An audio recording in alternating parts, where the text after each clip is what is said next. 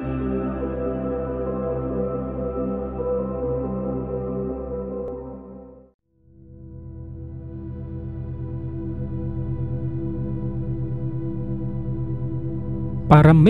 merupakan mikroorganisme yang dikelompokkan ke dalam protista mirip hewan dalam kelompok Ciliata. Kenapa Paramecium dikatakan sebagai protista yang mirip hewan? Karena mikroorganisme ini mampu bergerak seperti hewan, namun tidak masuk ke dalam golongan hewan. Perbedaan mendasarnya adalah Paramecium merupakan organisme yang hanya bersel satu, sedangkan yang masuk ke dalam kelompok hewan, baik vertebrata maupun unvertebrata, memiliki sel lebih dari satu atau yang disebut dengan multiseluler. Penelitian tentang Paramecium terus dilakukan sejak abad 20 untuk mengungkap misteri mengenai Paramecium, bagaimana dia makan, bagaimana dia bereproduksi, bagaimana dia mempertahankan hidupnya, sampai pada berbagai penelitian genetika yang mencakup molekuler DNA. Hal ini dilakukan dengan tujuan agar sifat-sifat yang dimiliki oleh Paramecium dapat terungkap lebih detail. Seperti penelitian yang dilakukan oleh Sonneborn, ahli genetika molekuler pada tahun 1975 yang berhasil mengungkap beberapa spesies Paramecium yang masih memiliki hubungan dengan Paramecium aurelia, di mana hubungan ini mencapai 14 spesies yang disebut kelompok Syngen. Ke-14 spesies ini ternyata memiliki kemampuan untuk saling melakukan hubungan reproduksi melalui proses reproduksi konjugasi meskipun berbeda spesies.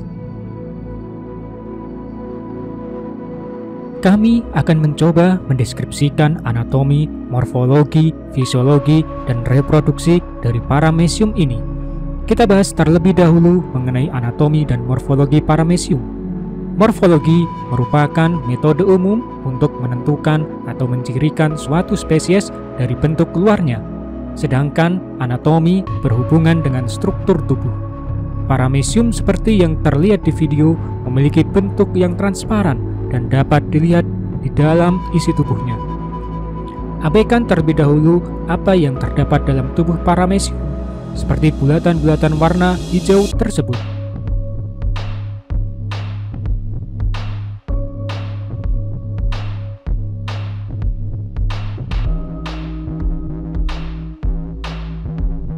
Lihatlah bagian luar dari Paramecium ini.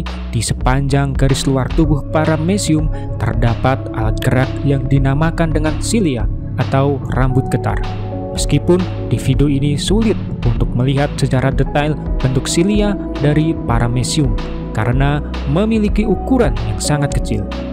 Pergerakan dari cilia ini mengakibatkan pusaran air di sekitar Paramecium yang mampu mendorong dan mengombang-ambingkan mikroorganisme lainnya di sekitar Paramecium. Jika tidak beruntung, mikroorganisme ini akan menjadi santapan yang lezat bagi Paramecium karena tersedot masuk ke dalam mulut Paramecium. Lalu, di manakah mulut Paramecium tersebut? Lihatlah bagian seperti lekukan di bagian tengah Paramecium pada sisi samping. Bagian itulah yang menjadi mulut Paramecium dengan nama sitostom. Dari sinilah kemudian makanan akan tercerna ke dalam Paramecium. Lalu, manakah yang menjadi bagian tempat pengeluaran makanan dari Paramecium? Bagian ujung yang lebar itulah lokasi dari anus Paramecium yang dinamakan dengan sitoprok. Kami tunjukkan bagaimana Paramecium makan dan membuang makanan lewat bagian sitoproknya. Perhatikan video berikut ini.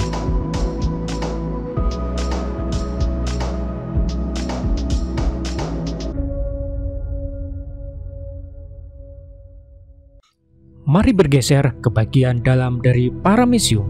Terlihat banyak sekali bulatan-bulatan warna hijau di dalam Paramecium. Ini adalah kelompok alga yang dimakan oleh Paramecium lewat bagian sitostom tadi. Alga-alga ini dibungkus oleh bulatan-bulatan transparan. Bulatan-bulatan ini dinamakan dengan vakuola makanan, tempat untuk mencerna makanan termasuk mencerna alga. vakuola makanan terbentuk pertama kali di bagian sitostom. Analoginya adalah ketika kita ingin memasukkan makanan atau air ke dalam plastik, maka plastik itulah vakuola makanannya. Setelah makanan masuk ke dalam plastik, maka plastik akan diikat agar makanan tidak keluar lagi. Begitu juga dengan mekanisme kerja dari vakuola makanan. Setelah makanan masuk ke dalam vakuola makanan, maka vakuola makanan akan menutup agar makanan tidak keluar dari vakuola makanan. Apa yang terjadi selanjutnya? Vakuola makanan ini akan bergerak terus-menerus ke arah anus dari paramecium. Gerakan ini dinamakan dengan gerak siklosis. Untuk dapat mencerna makanan, maka vakuola makanan dilengkapi dengan sejumlah enzim yang mampu mencerna makanan, antara lain enzim protease, karbohidrase, dan esterase yang dihasilkan oleh bagian yang dinamakan dengan lisosom yang terdapat di dalam vakuola makanan. Dalam proses mencerna makanan, jalur dari vakuola makanan akan bergerak di aliran sitoplasma dengan gerakan melingkar. Lihatlah bagaimana pergerakan aliran vakuola makanan terlihat bergerak dari tempat mulut menuju ke bagian anus, membuang makanan, dan bergerak kembali menuju ke bagian mulut. Gerakan ini akan terus dilakukan sepanjang paramecium hidup. Selain memiliki vakuola makanan, paramecium juga memiliki bagian yang dinamakan dengan vakuola kontraktil. Vakuola kontraktil bertanggung jawab untuk osmoregulasi atau pembuangan kelebihan air dari sel. Ini bertujuan agar paramecium tidak kekurangan ataupun kelebihan air yang membahayakan kehidupan dari paramecium. Cara kerja dari vakuola kontraktil adalah jika di dalam paramecium terlalu banyak air, maka vakuola kontraktil berfungsi memompa air keluar. Ini digunakan untuk membantu melindungi sel. Jika terlalu banyak air di dalam sel, maka akan terjadi pembengkakan dan mengelembung sampai akhirnya pecah yang berakibat pada kematian paramecium. Vakuola kontraktil mengawasi keadaan ini. Mungkin karakteristik paramecium yang paling tidak biasa adalah inti sel atau nukleusnya. Paramecium bersama dengan ciliata lainnya memiliki fitur yang agak unik. Kelompok ini memiliki dua jenis inti sel yang berbeda dalam bentuk, isi, dan fungsinya. Secara umum, nukleus pada organisme tingkat tinggi berfungsi sebagai pengendali sel dan mengontrol bagaimana organisme itu hidup. Namun, pada paramecium fungsi itu sedikit berbeda karena paramecium memiliki dua buah nukleus. Dua jenis inti ini adalah mikronukleus dan makronukleus. Makronukleus bertanggung jawab untuk mengawasi kegiatan metabolisme, pertumbuhan, dan regenerasi, sedangkan mikronukleus berfungsi untuk mengendalikan kegiatan reproduksi. Jadi, ketika paramecium melakukan reproduksi, mikronukleuslah yang bertanggung jawab terhadap proses reproduksi paramecium.